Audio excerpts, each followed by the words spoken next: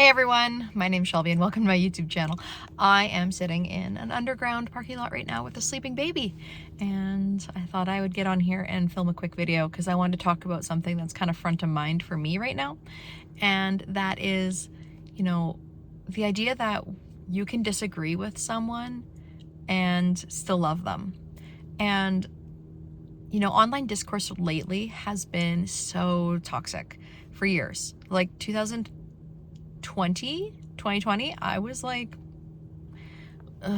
arguing with people on Facebook comments and stuff, and like, don't do that. But anyway, so online discourse has gotten so toxic, and I think that we've become really convinced that to be a good person, to be a good citizen, we need to advocate for what we think is right.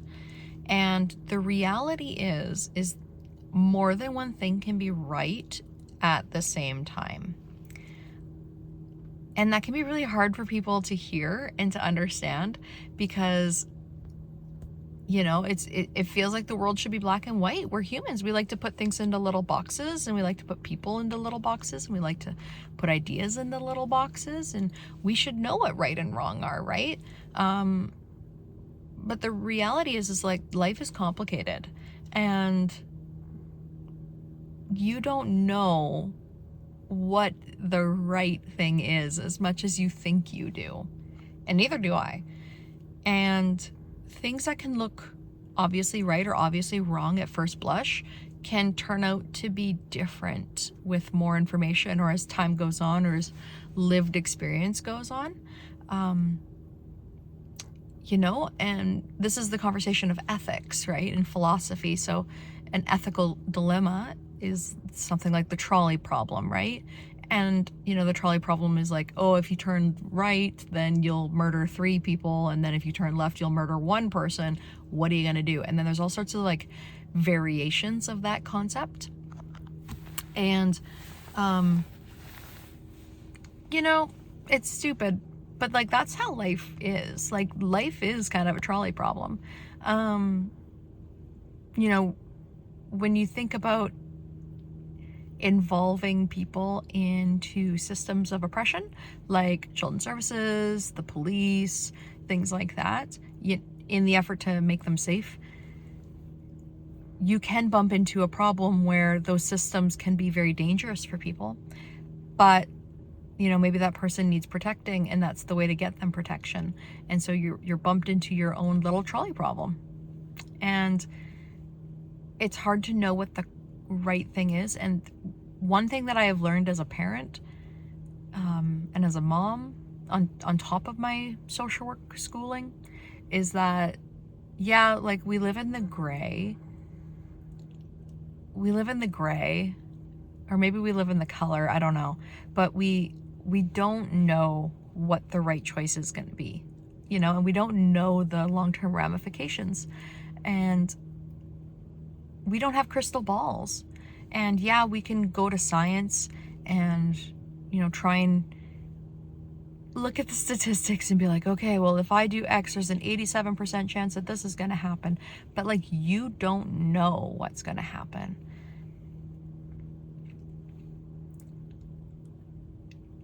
If you're anything like me and you have some, a desire to do real good in the world and to do real good in your family, that can be like a tough pill to swallow, because I want to get the right answer.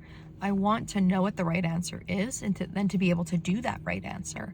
I want to live my life in a good way, and I want to be a blessing on the earth, and I don't know if my well-intentioned good choices are going to have long-term negative outcomes. I don't know.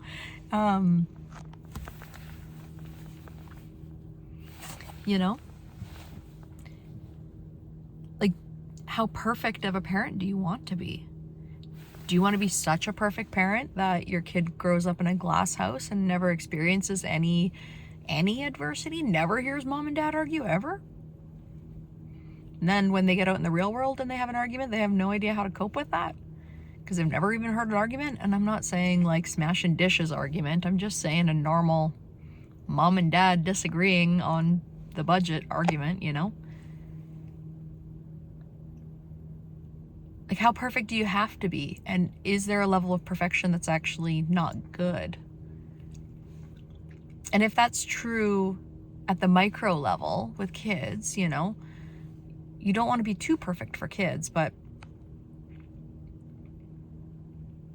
you know, how perfect does that extrapolate to the larger society? Like, is there a level of not perfection that you should be in society, right? So talking about like civil disobedience versus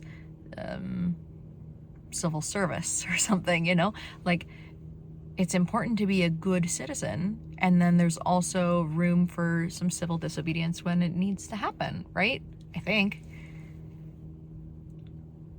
I guess what I'm saying is something that I completely disagree with is that all things in moderation, and obviously that's not true. Meth in moderation is not a good choice unless you have ADHD and you're taking a meth-based medication. Dang it, maybe it is true. You know? Fentanyl's bad unless it's being mainlined into your back during a C-section, and then it's a pretty good thing to have. You want that fentanyl for the epidural so that you don't feel them slicing and dicing in there, you know? So, you know, rambling story short, I just want to challenge you to consider that you might not be right, and even if you are right, you might wind up being wrong. Yeah. All right. Have a good one. Thanks, guys. Bye.